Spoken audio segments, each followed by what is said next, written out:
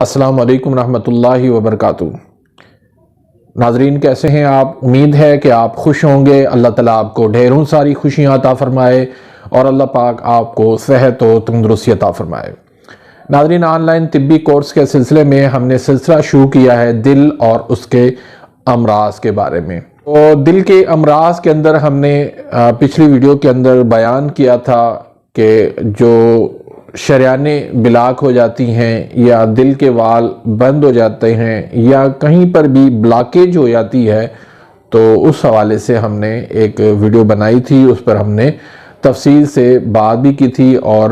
نسخے بھی ہم نے ان کے لیے ہم نے بتائے تھے۔ اگر وہ ویڈیو آپ نے نہیں دیکھی تو ویڈیو آپ دیکھ سکتے ہیں، ڈسکرپشن کے اندر میں ڈال دوں گا۔ تو ناظرین، آج کا جو ہمارا ٹاپک ہے دل کا ڈوبنا، ہارٹ بیٹ کا کم ہو جانا یا ہارٹ بیٹ لاک ہو جانا۔ چونکہ دل جو ہے اس کی مختلف بیماریاں ہوتی ہیں، اس کے بہت سارے امراض اس سے ریلیٹو ہیں، تو ان میں جو خاص طور پر 3 بڑے امراض ہوتے ہیں۔ ایک تو دل جب تحریک کے اندر ہو تو اس وقت اس کے اندر سکیڑ آ جاتی ہے، اس کے اندر تیزی آ جاتی ہے، اس میں جو ہے اختلاج قلب جیسے امراض پیدا ہو جاتے ہیں۔ دوسرا دل کا سبب ہوتا ہے جب غدی عضلاتی تحریک ہو، تو اس میں دل جو ہے وہ گرمی کی بصورت اس میں پھیل جاتا ہے، اس وقت خفقان قلب جیسی بیماری اس میں ہو جاتی ہے۔ اور تیسری بہت بڑی ایک بیماری اس میں جو آج ہم بیان کرنے جا رہے ہیں وہ ہے تسکین قلب۔ ہارٹ بیٹ اس میں بہت کم ہو جاتی ہے، نبض جو ہے وہ ٹھہر ٹھہر کے چلتی ہے، بعض اوقات یہ 30-35 تک جو ہے وہ چل رہی ہوتی ہے نبض۔ تو اس میں دل جو ہے وہ پھول جاتا ہے تسکین کی بدولت۔ یہ کب صورت پیدا ہوتی ہے؟ جب دماغ اور اعصاب کے اندر تیزی ہو جائے، جب رطوبات کی بہت زیادہ کثرت ہو جائے اور بلڈ کی سرکولیشن ساری دماغ کی طرف ہو جائے، تو اس صورت کے اندر دل کو کم خون پہنچ رہا ہوتا ہے، جس کی وجہ سے تسکین قلب ہو جاتا ہے اور ہارٹ بلاک ہو جاتا ہے۔ تو یہ صورت تقریباً اعصابی غدی یا اعصابی عضلاتی تحریک کے اندر ہوا کرتی ہے۔ تحریک کی اس میں زیادتی ہوتی ہے، تو اس کا علاج خشکی سے ہم نے کرنا ہے، کیونکہ دنیا کے اندر تحریک کا اگر کوئی علاج ہے تو وہ خشکی ہے۔ جب رطوبات خشک ہوں گی، دماغ کی طرف خون کی جو سرکولیشن ہے وہ کم ہوگی، تبھی دل کی طرف وہ خون پہنچے گا اور اس کی ہارٹ بیٹ جو ہے وہ نارمل ہونے لگے گی۔ تو اس میں دراصل ایک بہت بڑا کردار جو ہے وہ ندامت، خوف، احساس کمتری کا بھی ہوتا ہے۔ کوئی ایسا حادثہ ہو جاتا ہے، کوئی ایسا غم انسان کو پہنچتا ہے جس کی وجہ سے اس کا دل جو ہے وہ کمزور ہو جاتا ہے، دل اس کا ڈوبنے لگتا ہے، ہارٹ بیٹ اس کی سلو ہو جاتی ہے، جس کی وجہ سے پھر مختلف قسم کے امراض اور علامات جو ہے وہ پیدا ہوتی ہیں۔ اس میں جو علامات پیدا ہوتی ہیں اس میں ایک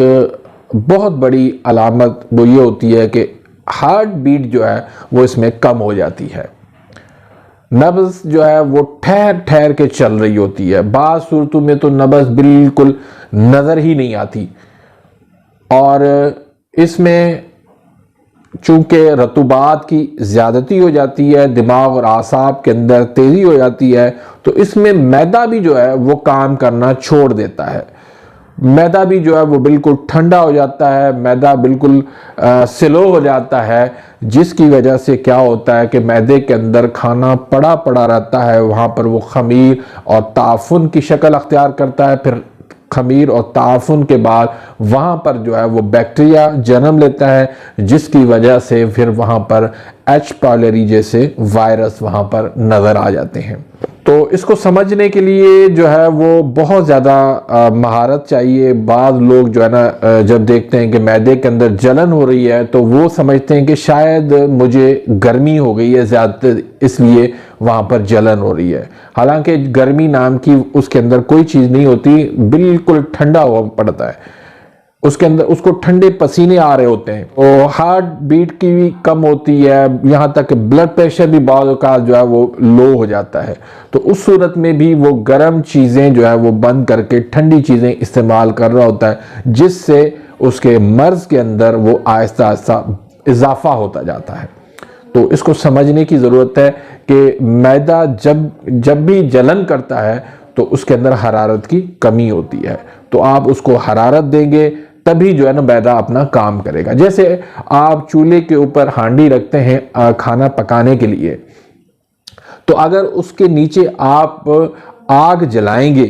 تبھی وہ کھانا پک سکے گا، اگر آپ آگ نہیں جلائیں گے تو وہ کھانا کچا رہ جائے گا۔ تو معدے کے اندر بھی اسی طرح جب اس میں حرارت نہیں ہوتی، گرمی نہیں ہوتی، اس میں آگ نہیں جلتی، تو معدہ جو ہے وہ کھانا ہضم نہیں کر پاتا، وہ معدے کے اندر کھانا پڑا وہاں پر خمیر، تعفن، جلن پیدا ہونا شروع ہو جاتی ہے۔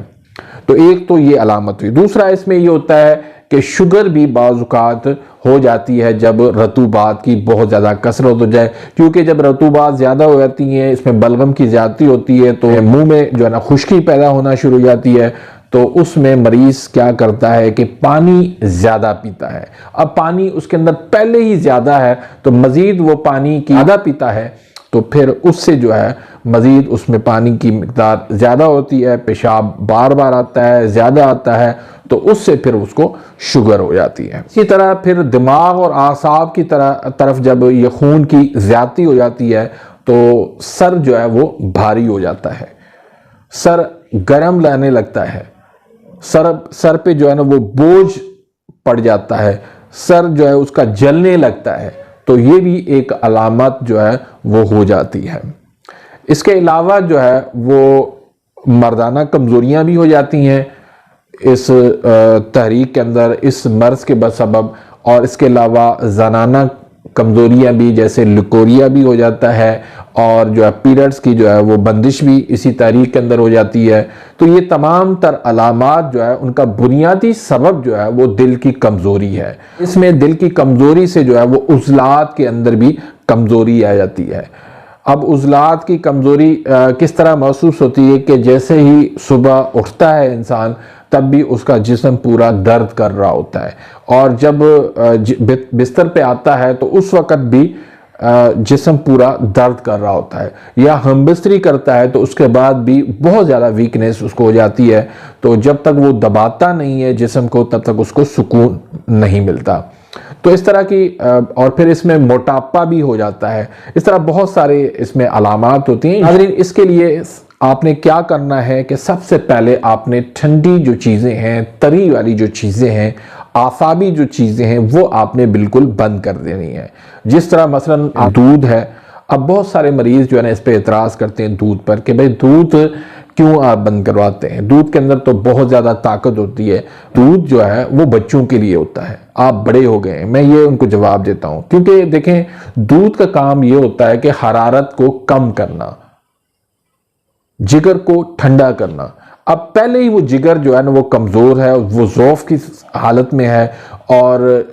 حرارت نام کی کوئی چیز اس کے اندر باقی نہیں ہے، پھر اوپر سے آپ دودھ پی رہے ہیں تو یہ آپ کے لیے بہت زیادہ نقصان کا باعث بنتا ہے۔ اسی طرح سفید چاول ہیں، کھیرا ہے، چقندر ہے، پھر مٹھائیاں ہیں، پھر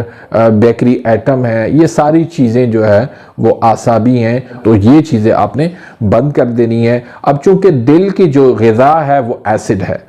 جب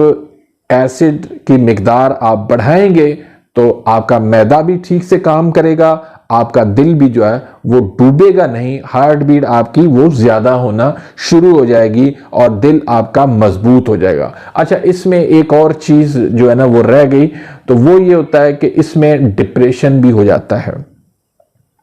خوف، ندامت بھی جو ہے اس میں بہت زیادہ انسان جو ہے وہ ڈرپوک بھی ہو جاتا ہے، اور پھر اس میں جو ہے بعض لوگ جو ہے نا وہ خودکشیاں تک بھی کر لیتے ہیں جب دماغ اور اعصاب کی طرف جو ہے وہ یہ معدے سے تبخیر اٹھتا ہے تو خودکشیاں بھی وہ لوگ کر لیتے ہیں۔ تو خیر اس میں جو ہے نا ایک تو آپ نے اعصابی چیزیں بند کرنی ہے، اور ترشی تیزابیت والی جیسے دہی، لسی، اچار، آلو، مٹر، گوبھی، بینگن، مچھلی، پکوڑے، کریلا اور کڑی پکوڑا، یہ ساری چیزیں آپ نے استعمال کرنی ہے۔ فروٹ کے اندر جتنے بھی یہ ترش فروٹ ہیں وہ سارے آپ نے استعمال کرنے ہیں۔ تو جب دل کو غذا ملے گی، اس کو ترشی ملے گی، ایسڈ ملے گا، تو وہ دل ان کا تیز جو ہے نا وہ دھڑکنا شروع ہو جائے گا، اس کی جو تسکین والی صورت ہے وہ تحریک میں بدل جائے گی۔ تو اس کے ساتھ آپ نے جو نسخہ جات استعمال کرنا ہے، ایک تو آپ نے کاوا دینا ہے، لونگ اور دارچینی کا، اس میں آپ تھوڑا سا نیمبو بھی نچوڑ لیں، لونگ کے 3 دانے ہوں اور انچ کا ٹکڑا جو ہے وہ دارچینی کا ہونا چاہیے۔ 1 کپ صبح پئیں، 1 کپ دوپہر کو پئیں، 1 کپ رات کو پئیں۔ اور جو نسخے جات آپ نے استعمال کرنے ہیں تو تریاک تبخیر ہے، ہینگ والا،